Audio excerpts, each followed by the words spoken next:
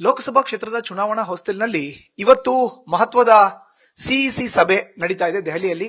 ಪ್ರಧಾನಿ ನರೇಂದ್ರ ಮೋದಿ ಅವರ ನೇತೃತ್ವದಲ್ಲಿ ರಾಜ್ಯದ 28 ಲೋಕಸಭಾ ಕ್ಷೇತ್ರಕ್ಕೂ ಕೂಡ ಬಿಜೆಪಿ ಅಭ್ಯರ್ಥಿಗಳ ಆಯ್ಕೆ ಆಗಬೇಕಾಗಿದೆ. ಅದು ಇವತ್ತು ಆಗತ್ತೆ ಅಂತ ಹೇಳಲಾಗ್ತಾ ಇದೆ. ಆದ್ರೆ ಎಲ್ಲೋ ಒಂದು ಕಡೆ ಒಕ್ಕಲಿಗ ನಾಯಕರನ್ನೇ ಟಾರ್ಗೆಟ್ ಮಾಡಿಕೊಂಡು ಅವ್ರನ್ನ ನೇರವಾಗಿ ಟಿಕೆಟ್ ತಪ್ಪಿಸುವಂತ ಹುನ್ನಾರ ಬಿಜೆಪಿಯಲ್ಲಿ ನಾಗ್ತಾ ಇದೆಯಾ ಅನ್ನೋ ದೊಡ್ಡ ಪ್ರಶ್ನೆ ಎದುರಾಗಿದೆ. ಈ ವಿಚಾರಕ್ಕೆ ಸಂಬಂಧಪಟ್ಟಂತೆ ನ್ಯೂಸ್ ಫಸ್ಟ್ ಜೊತೆ ಮಾತನಾಡಲಿಕ್ಕೆ ಬೆಂಗಳೂರು ಉತ್ತರ ಲೋಕಸಭಾ ಕ್ಷೇತ್ರದ ಹಾಲಿ ಸಂಸದರಾಗಿರುವಂತಹ ಡಿ.ವಿ. ಸದಾನಂದ ಗೌಡ್ರು ಇದ್ದಾರೆ. ಅವ್ರನ್ನ ಮಾತಾಡಿಸ್ತೀನಿ.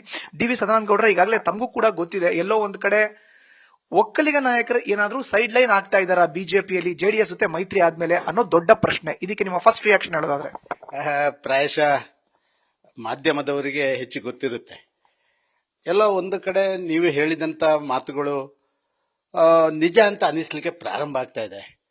ಎಲ್ಲೋ ಅದು ಈ ಒಂದು 10-12 ಜಿಲ್ಲೆಗಳ ತುಮಕೂರಿಂದ ಹಿಡಿದು, ಅದು ಮೈಸೂರಿಂದ ಹಿಡಿದು, ಅದು ಬ್ಯಾಂಗ್ಳೂರು ಉತ್ತರದಿಂದ ಹಿಡಿದು, ಚಿಕ್ಕಬಳ್ಳಾಪುರದಿಂದ ಹಿಡಿದು ಎಲ್ಲ ಭಾಗಗಳಲ್ಲಿ ಏನೋ ಮಾತುಗಳು ಹೊರಗೆ ಕೇಳ್ತಾ ಇರುವಂತದ್ದು, ಬೇರೆ ಬೇರೆ ರೀತಿಯಲ್ಲಿ ಕೇಳ್ತಾ ಇರುವಂತದ್ದು ನೋಡಿದ್ರೆ ಏನೋ ಬಿಜೆಪಿಯಲ್ಲಿ ಸ್ವಲ್ಪ ಈ ರೀತಿಯ ವಾತಾವರಣ ಮೇಲ್ನೋಟಕ್ಕೆ ಕಾಣಿಸ್ತಾ ಇದೆ. ಆದ್ರೆ ಕೇಂದ್ರದವರು, ನಮ್ಮ ನಾಯಕರುಗಳು ಇನ್ಡೆಪ್ತ್ ಹೋಗಿ ಎಲ್ಲವನ್ನು ಮಾಡುವ ಕಾರಣ ಅಂಥದಕ್ಕೆ ಸಾಧ್ಯ ಆಗ್ಲಿಕ್ಕಿಲ್ಲ ಅಂತ ಹೇಳುವಂತ ಅನಿಸಿಕೆ.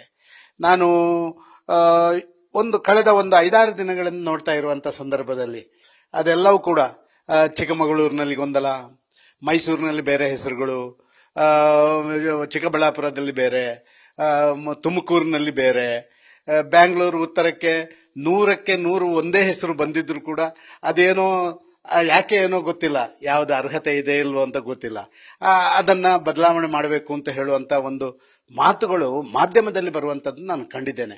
ಆದ್ರೆ ಅಂತದ್ದು ಆಗ್ಲಿಕ್ಕಿಲ್ಲ ಅಂತ ಹೇಳುವಂತದ್ದು ನನ್ನ ವಿಶ್ವಾಸ. ನ್ಯೂಸ್ ಫಸ್ಟ್, ನಿರ್ಭೀತಿಯಿಂದ ನಿಮ್ಮ ಪರವಾಗಿ.